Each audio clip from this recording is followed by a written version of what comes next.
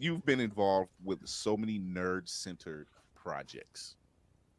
Static Shock, Justice League, and Justice League Unlimited.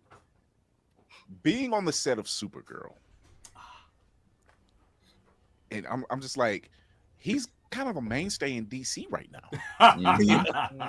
Yes.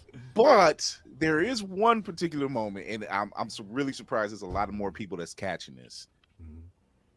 You kind of helped Tobey Maguire off those tracks. And you didn't give up the ghost. You didn't give up his identity neither. How was that being on and mind you, for that particular trilogy, that was the biggest one. That was the most iconic, and still the most iconic scene. The show, period, or that movie, period. Being a part of that, how did that resonate with you? Well, it was a little not confusing, but like hard to understand at first, because I had auditioned for a regular part on the movie. Hey, BC. Was trying to be the dude who's in the elevator next to Peter Parker and says, "Hey, nice costume, guy."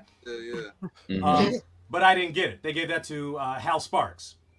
But then 2 months later, out of nowhere, we got a call saying, "Hey, would Phil be interested in doing something different in the movie?"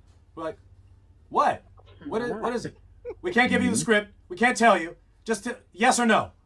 Because, even though this was before the MCU, they were still very, very secretive about everything. Yeah. So I remember the blurry behind the scenes photos. That was the days of paparazzi. This is the best we can get. Okay. Right. So keep it secret. But for like an old comic book blurred, a chance to be in a Spider-Man movie, like hell yeah. I'll do whatever. I don't know what it is, but I'll do it. Yeah. And it turned out to be something I had never heard of before or since in my Hollywood career. Sam Raimi, the director, felt like this big action fight scene between Spider-Man and Doc Ock, he wanted it to have heart for the movie. So he said, I can't just use a bunch of 45 extras.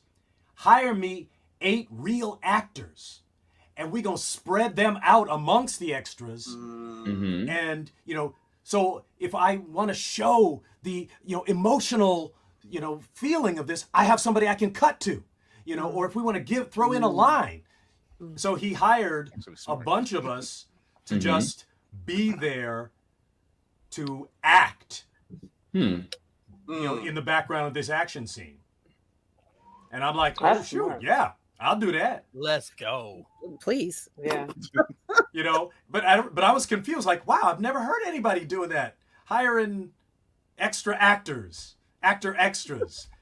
And also, I ain't never seen, like, a bunch of people, getting paid barely anything, carrying a dude worth $20 million. I was like, oh, damn, I figured they would bring like 6 stuntmen in there to actually carry Toby. You're passing him. You're just like, somehow this does not feel right. They're crying as they're passing him along. This is $20 million. Imagine getting $20 million and you just getting carried out. Right. Although I did get to talk to Toby on set, and I was like, oh, and he told me something that has made me honor superhero stars a little more. He's like, oh man, this suit, yeah, when I get here in the morning, they basically glue me into it. And I was like, oh damn.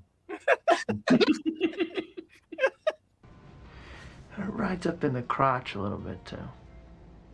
Bro can't go to the bathroom till lunch break. What in the world? Yeah. Wow. Well, considering the fact that we just, maybe 3, you're done. Maybe 3, you're done. Yeah, considering the fact that we see Tiana Paris exude black girl magic when she puts on her, she does her photon costume, and and she's doing her dance and everything, and then you find out she was sold into it. And I'm like, pass. I'm Right? good. There's not a flap anywhere. You can't. Okay. Like when you're watching a hero, 50 feet high on screen, you don't think about how difficult that job could be. I mean, Michael Keaton did take a pair of Jordans and get them like black Jordans. So he's like, I'm not walking around in Batman boots all day. All day. You can only imagine the prop guy. You want me to do what with these Jordans?